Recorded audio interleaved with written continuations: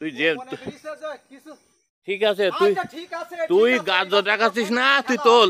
তুই আমার দানে ছুটালি না আমার আমার কুপাবিটাই। আচ্ছা ঠিক আছে, আচ্ছা ঠিক আছে। আমার আছে ওর পজিটিভে অর্ডার আছে হ্যাঁ ওরে গতিতে কিছু বলতে না তাই এই এদিকে আয় এই এখানে এই জমি, এখানে এই জমি বা এখানে আম বাগান টাগান এগুলো সব আমার। কিন্তু এখানে একজন এসে এখানে এই জায়গাটা ও সে এই বেড়াগুলো ভেঙে দেয়। এবার কিছু বলতে গেলে সে দা হচ্ছে এইসব নিয়ে আমার কোপাতে আসে আর এইভাবে গণন করতে আসে। আর এখানে ওই কোর্টের মামলাও দেওয়া আছে, কিন্তু সে কোনো মামলা মানে না, কোনো পুলিশ প্রশাসন মানে না, কোনো কিছু মানে না। তার কিছু বললি সে দাঁতে কোপাতে আসে।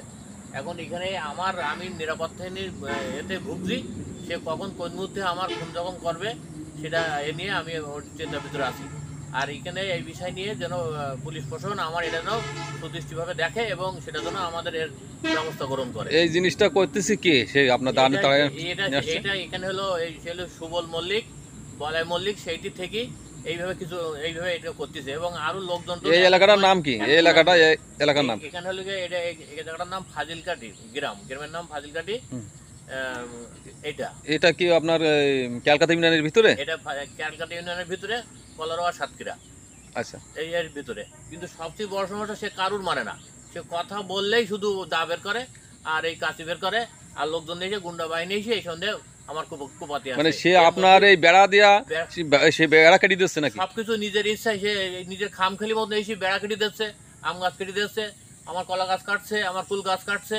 এগুলো করছে বলতে গেলেই সে ওই দা তুলতেছে এবং তার গুন্ডা বাহিনী আছে, সে বাহিনী নিয়ে এসে আমার কুপাতে যাচ্ছে।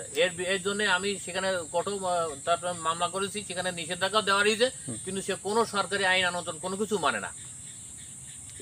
এটা কবে করেছে? এটাই আজকের এই বেলা 11টার দিকে, সকাল 11টার দিকে এই ভেঙে চুরি এইসবগুলো করেছে। আমি যখন বলতে আসছি তখন তারা ওই দাটা নিয়ে আমার মানে আক্রমণ করেছে, কুপাতে আসছে। আমি এখান থেকে চলে গেছি। এই ঘটনা। এখানে এই যে কাজগুলো করেছে, এখানে যে কাজগুলো সে এগুলো করেছে, এটা আমি প্রশাসনের কাছে সুষ্ঠু বিচার চাচ্ছি।